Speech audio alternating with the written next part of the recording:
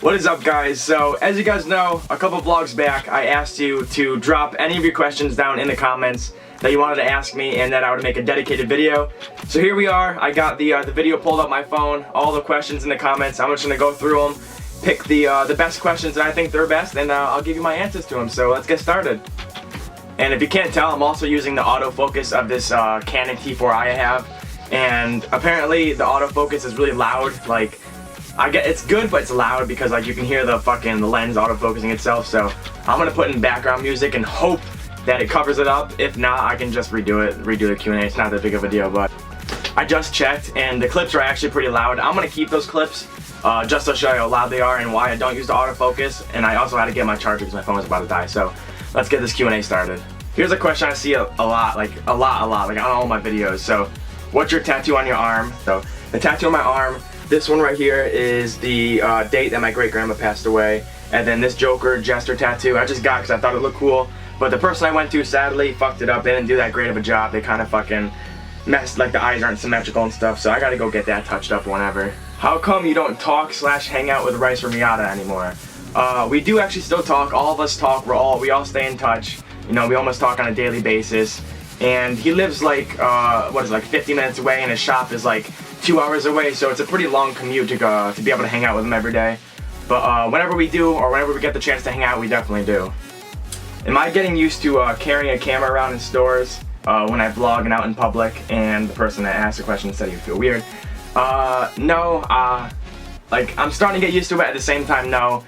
Like everyone looks at you, they're all wondering why you're holding a camera, pointing at yourself and talking to a camera, because most people don't know about YouTube and vlogging. Like, you're not gonna walk up to a person and be like, hey, what are you doing? And I'm vlogging. They're not gonna know what it is right away. So I am getting used to it, but at the same time I'm not. It's still kind of new to me. But throughout the couple weeks I've been doing it, it's a lot easier from when I started to where I am right now. So I am getting used to it.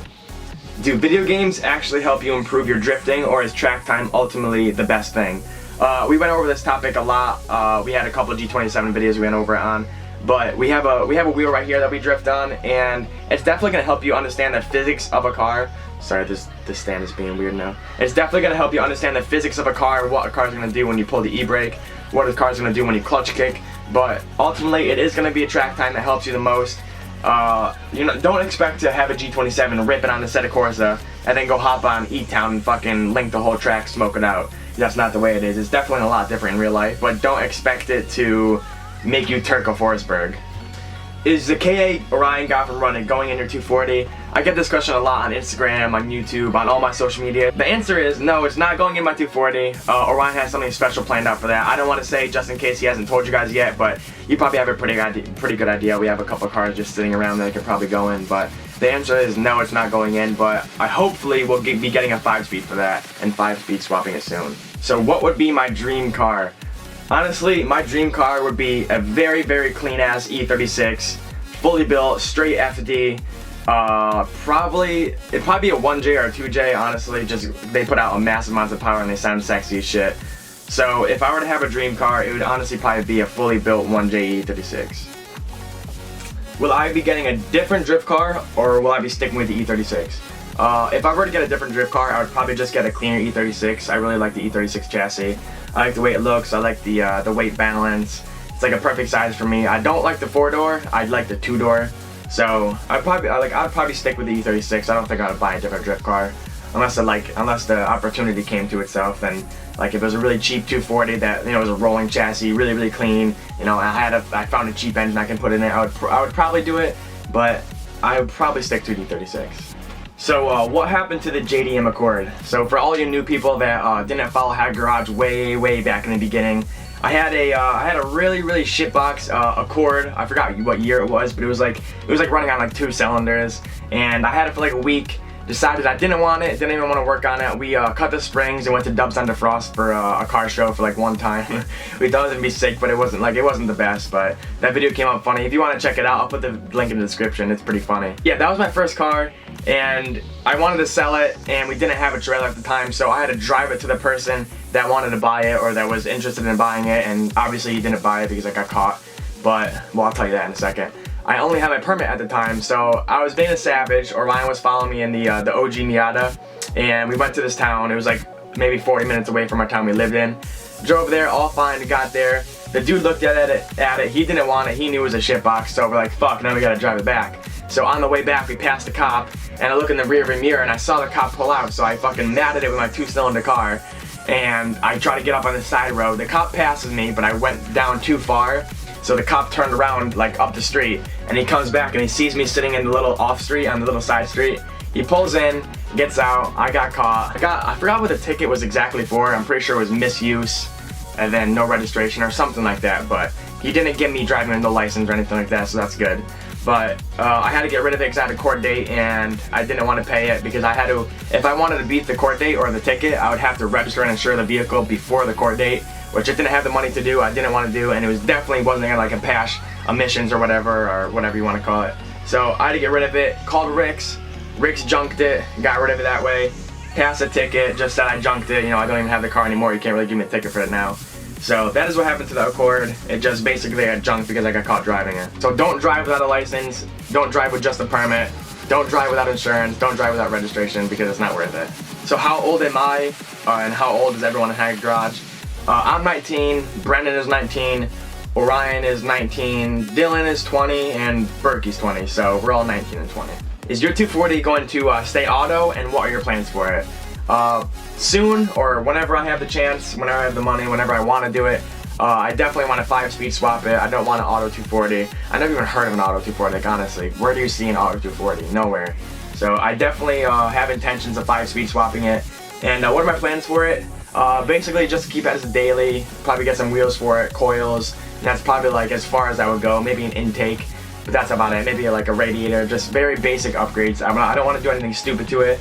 So as you guys know, it's been in my family for a while, like 20 years now. So that is my plans. The only like the drastic thing I'm gonna do to it is 5-speed swap it. What has been my favorite drift event so far? So I'm gonna have to say Pocono 2-day is by far the best drift event I've ever been to. Was it a 2-day? Yeah, it was definitely a 2-day. You get your own personal garage, and we hit 2 tracks. So the first day was like a big track, and then the second day was South Course, which is like the size of Lime Rock, which is pretty sick. First day it was a really big track, so I couldn't really link a lot of it. But the second day was South Course, a lot shorter, a lot skinnier, a lot more tight corners, and I put my 15s on, and I learned a lot that day. So I'm gonna go have to say Pocono 2-day event was definitely the best drift event I've been to. Would you LS swap something? We all definitely thought about it, but then after a lot of thinking, realized that it's a lot of money. You need like a straight mega squirt to wire it all up. So if I were to do anything like swap-wise, V8-wise, I would probably do like a carbureted Chevy 350 because there's no wires. That's like the easiest swap you can do. So like, unless I had like $6,000 to drop into a drift car, I don't think I would LS swap anything. All-wheel drive or rear-wheel drive drifting? Will you guys be posting more videos on the main channel? For example, car mods and drift events?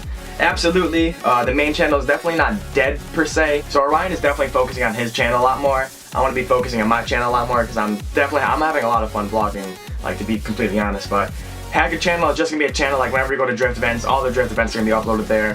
Whenever we go to a shop and have like a big car project we're gonna do, that's gonna be uploaded there. Whenever we turbo a piece of shit car with a turbo sticking out the hood, that's gonna be uploaded there. So that's basically what the Haggard Garage channel is for. It's like, do you have a girlfriend, Cam? No, I'm single as single can be.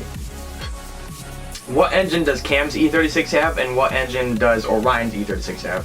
So my engine is a 325IS. Well, the car's a 325IS.